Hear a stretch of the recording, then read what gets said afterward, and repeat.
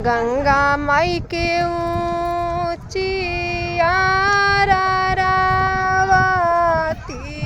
वैया एक रोवेली हो गंगा मैया एक फूलहर मोहे दिहिती त धसी मरी जाइती हम धसी मरी जाइत किया तोहरो तिवाई सासु दुख किया रे ननद दुख होवे तिवाई किया तोहरो का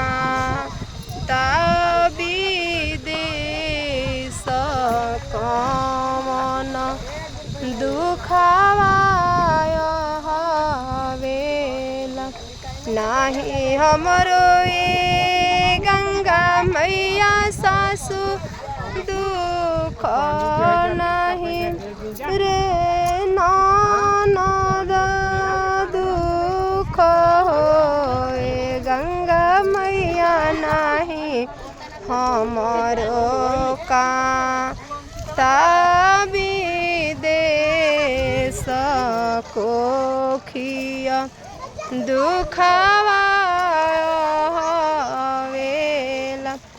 चुप हो खाए तिवाई चुप हो खा जाने रोई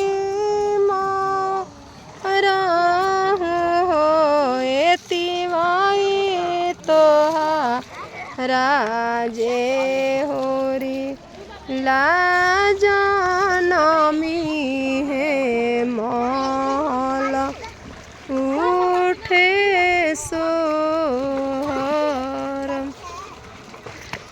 गंगा मैया सात पुतर रौरा दिहानी तयठ वे भरोसा नइखे सातो ले लिहानीन चुप हो खाए तिवाई चुप हो खजाने रोई मारा